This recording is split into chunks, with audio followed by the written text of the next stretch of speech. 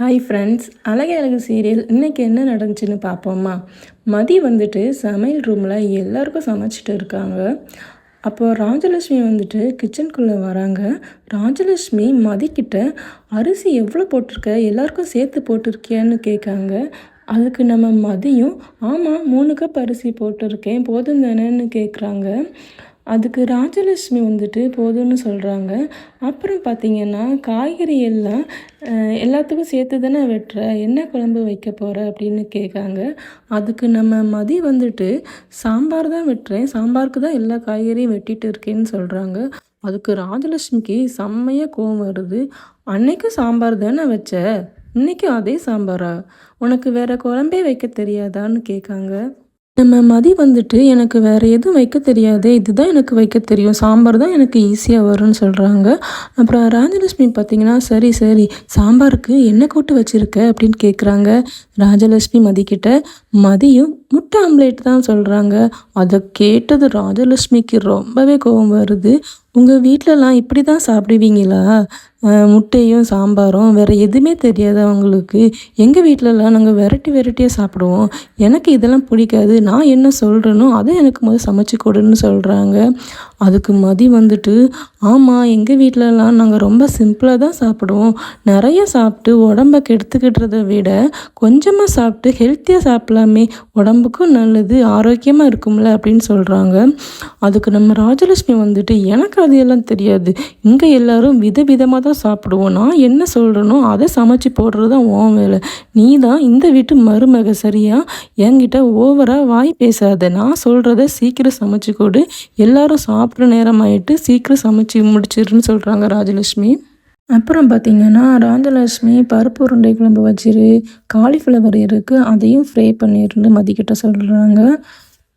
சொல்ல மறந்துட்டேன், ரசமும் வச்சு அப்பளம் பொரிச்சிருன்னு சொல்கிறாங்க. இதை வந்துட்டு நம்ம மலர் வந்துட்டு கேட்டுகிட்டே நிற்கிறாங்க. என்ன இது மதியே பாவம், அவளை போய் இப்படி கஷ்டப்படுத்துகிறாங்க, இவ்வளோ வெரைட்டியாக சமைக்க சொல்லணும், அவள் எப்படி சமைப்பா, இதெல்லாம் அவளுக்கு வராதே, நான் கூட பரவாயில்ல சமைச்சிருவேன், நம்ம மதிக்கு வராது, என்ன பண்ண, இவளை எப்படியாவது காப்பாற்றணுமே அப்படி சொல்லிட்டு மலர் வந்து யோசிக்கிறாங்க. மலர் வந்துட்டு மனசுக்குள்ளே அந்த அத்தை ஏன் தான் இப்படி இருக்காங்களோ தெரிலப்பா, மதியை ஒரே பாடாக படுத்துகிறாங்க, மதியே பாவம், நம்ம எப்படியாவது மதியை அத்தைக்கிட்டேருந்து காப்பாற்றணும் அப்படின்னு சொல்லிட்டு மலர் வந்துட்டு கிச்சனுக்குள்ளே வராங்க. அத்தை ஏன் அத்தை இப்படி பண்ணுறீங்க, மதியே பாவம், உங்களுக்கு என்ன வேணுமோ சொல்லுங்கள், நானே சமைச்சு தரேன், இத்தனை நாளாக நான் தானே சமைச்சிட்டு இருந்தேன் அப்படின்னு சொல்கிறாங்க மலர் வந்துட்டு. அதுக்கு ராஜலக்ஷ்மி இப்போ நீ எதுக்கு இங்கே வந்து, நான் தான் உனக்கு வேறு வேலை தந்தேன்ல, அந்த வேலையெல்லாம் செஞ்சு முடிச்சிட்டியா அப்படின்னு கேட்குறாங்க. அதுக்கு மலர் வந்துட்டு இல்லை அத்தை இன்னும் கொஞ்சம் இருக்குது செய்யணும் அப்படின்னு சொல்கிறாங்க. அந்த வேலையை பாரு, சும்மா தேவையில்லாத விஷயத்துலலாம் தலையிடாதேன்னு, நான் உனக்கு என்ன வேலை கொடுத்துருக்கனோ அதை பாரு, மதிக்கிட்ட நான் என்ன வேலை கொடுத்துருக்கனோ அது அவள் பாப்பா, அவள் இந்த வீட்டு மருமக தானே, அவளுக்கு முழு உரிமை இருக்குல்ல, மற்ற நேரம் மட்டும் வாய்க்கிலேயே பேசுகிறா, அவள் வேலையை அவள் செய்வா, நீ உன் வேலையை பாரு சொல்லிட்டு ராஜலக்ஷ்மி வந்துட்டு நம்ம மதிக்கிட்ட ரொம்பவே கோவப்படுறாங்க, சாரி மலர்கிட்ட. அப்புறம் பார்த்தீங்கன்னா நம்ம மதி வந்துட்டு ராஜலக்ஷ்மி கிட்ட நீங்கள் நிறைய ஐட்டம் சொல்கிறீங்க, என்னாலலாம் இவ்வளோ சமைக்க முடியாது, எனக்கு சிம்பிளாக சமைச்சு தான் பழக்கம், கம்மியாக சொல்லுங்கள் அப்படின்னு சொல்கிறாங்க. அதுக்கு ராஜலக்ஷ்மி ஏன் உன்னால் சமைக்க முடியாது, நீ இந்த வீட்டு மருமக தானே, நீ ஒன்றும் பயப்படாத, நான் உனக்கு சமைக்க சொல்லித்தரேன் அப்படின்னு சொல்கிறாங்க.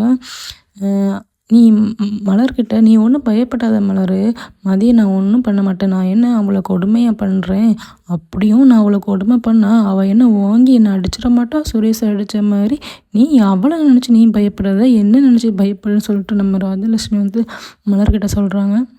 அப்புறம் பார்த்திங்கன்னா ராஜலக்ஷ்மியும் மதிக்கிட்ட ஒவ்வொரு வேலையாக கிச்சனுக்குள்ளேயே இருந்து செய்ய சொல்கிறாங்க. எப்படிலாம் குழம்பு வைக்கணும், எப்படிலாம் கூட்டு வைக்கணும், அப்படி இப்படி பண்ண சொல்லிட்டு ரொம்பவே மிரட்டுறாங்க. மதியம் கொஞ்சம் கிண்டலாக கேட்குற மாதிரி எவ்வளோ வெங்காயம் எடுக்கணும், பருப்பு என்ன பருப்பு எடுக்கணும் அப்படி சொல்லிட்டு கேட்குறாங்க. ராஜலக்ஷ்மிக்கு ரொம்பவே கோவம் வருது, என்ன கிண்டல் பண்ணுறியா அப்படின்னு கேட்குறாங்க. மதியம் எதுவுமே தெரியாத மாதிரி ஆமாம் நான் எதுவுமே பண்ணல அத்தை அப்படிங்கிற மாதிரி சொல்கிறாங்க. அப்புறம் பார்த்திங்கன்னா நம்ம ராஜலக்ஷ்மி வந்துட்டு மதிக்கிட்ட பருப்பு உருண்டை குழம்பு வைக்க சொன்னாங்க இல்லையா, அதுக்கு வந்துட்டு பருப்பு உருண்டை வந்து எந்த சைஸில் பிடிக்கணுங்கிற மாதிரி கேட்குறாங்க. அதுக்கு நம்ம ராஜலக்ஷ்மியும் தெரியாத மாதிரி கேட்குறீன்னு, நெல்லிக்காய் சைஸில் பொடி அப்படின்னு சொல்கிறாங்க. அதுக்கு மதியம் சரிங்கிறாங்க. ஒரு வழியாக மதியம் வந்துட்டு சமைச்சு முடிச்சிட்டாங்க. இங்கே பார்த்தீங்கன்னா, சுரேஷ் வந்துட்டு போலீஸ் ஸ்டேஷன்ல இருக்கிறாங்க. அப்போ ஒரு ஹஸ்பண்ட் ஒய்ஃப் வந்துட்டு கம்ப்ளைண்ட் குடுக்குறதுக்கு வராங்க. அந்த பொண்ணு வந்துட்டு அ அந்த ஹஸ்பண்ட் மேல ரொம்பவே "இவரு எனக்கு புடிக்கல. உங்க அம்மா, அப்பா பேச்ச கேட்டுட்டு என்ன வந்துட்டு கை நீட்டி அடிக்கிறாரு. ரொம்பவே கோவப்படுறாரு" அப்படின்னு சொல்லிட்டு கம்ப்ளைண்ட் குடுக்குறாங்க. அதுக்கு அந்த பையனும் அ பதிலுக்கு பதில் பேசுறான் சார். எனக்கு ரொம்ப கோவம் வருது. என்னால முடியல. இவள சமாளிக்கவே முடியல. அதனால தான் கை நீட்டி அடிச்சேன்னு சொல்றாங்க. சுரேஷும் அத கேட்டுட்டு அவனோட லைஃப்ப வந்துட்டு நம்ம மதிய பத்தி நெனச்சு பார்க்குறான்.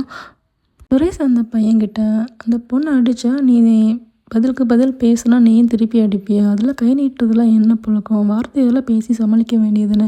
இனி அப்படிலாம் பண்ணக்கூடாதுன்னு" சொல்லிட்டு அட்வைஸ் பண்ணி அனுப்புறாங்க. அங்க இருக்கிற போலீஸ் ஸ்டேஷன்ல உள்ளவங்களும், "நம்ம சார் வந்துட்டு இப்போ ரொம்பவே மாறிட்டார்ல. கல்யாணம் ஆனதுக்கப்புறம் ரொம்பவே மாறிட்டாருன்னு" சொல்றாங்க. அப்புறம் பார்த்தீங்கன்னா, ரேவதி, மதி, மலர் 3 பேருமே எப்பவும் போல ஃபோன் பேசுவாங்க இல்லையா? அதே மாரி பேசிட்டு இருக்காங்க ஜாலியா. ரேவதி வந்துட்டு மலர்கிட்ட, "எப்பவுமே நீங்க தானே சமைப்பீங்க அண்ணி இத்தன வருஷமா?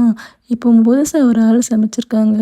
சாப்பிட்டுட்டு அது எப்படி இருக்குன்னு சொல்லுங்க சரியா?" அப்படிங்கிற மாரி நக்கலா கேட்குறாங்க. அதுக்கு நம்ம மலர் வந்துட்டு, சரிங்க அண்ணி நான் சாப்பிட்டுட்டு எப்படி இருக்குன்னு சொல்றேன்னு" சொல்றாங்க. 3 பேரும் ஜாலியா பேசிட்டு அப்புறம் ஃபோன வந்து கட் பண்றாங்க. அடுத்து வந்துட்டு சுரேஷ் போலீஸ் ஸ்டேஷன்ல எல்லா வேலையும் முடிச்சுட்டு வீட்டுக்கு மதியம் சொன்ன மாதிரியே சாப்பிட வராங்க. அப்போ நம்ம மலர் வந்துட்டு ஹால்ல வேலை செஞ்சுட்டு இருக்காங்க. மலர் வந்துட்டு சுரேஷை பார்த்து, "என்ன சுரேஷ் மதியம் வந்திருக்க?" அப்படிங்கிற மாதிரி கேட்குறாங்க. அதுக்கு சுரேஷ் வந்துட்டு, "இல்லை நீ இங்கே பக்கத்தில் ஒரு வேலையை வந்தேனா அதனால தான் ஒரேடியாக மதியம் இங்கே சாப்பிட்டு போகலான்னு வீட்டுக்கே வந்துட்டேன்" அப்படி சொல்கிறாங்க.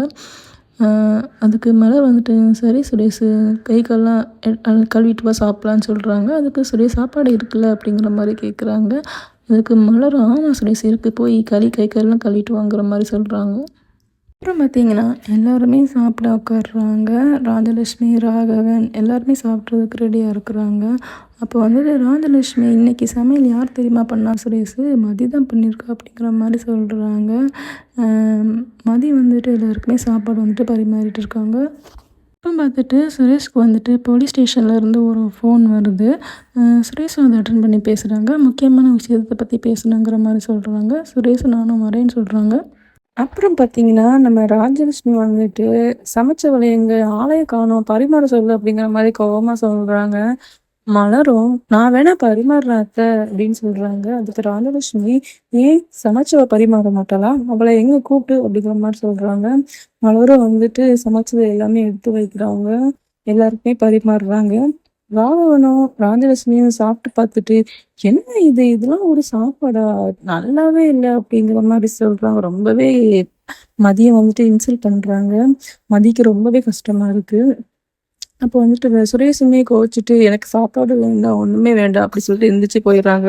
அப்புறம் பார்த்தீங்கன்னா, நம்ம ராகவன் வந்துட்டு, "சாப்பாடு நல்லாவே இல்ல. மலர் கூட சூப்பரா சமைப்பா. ஏன் மலர் நீ சமைச்சிருக்கலாம்ல.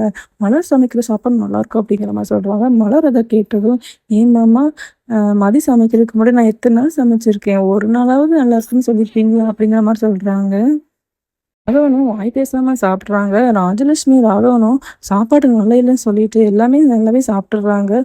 மலருக்கும் மதி இப்படி அவமானப்படுத்துறாங்களே அப்படின்னு சொல்லிட்டு ரொம்பவே கஷ்டமா இருக்கு.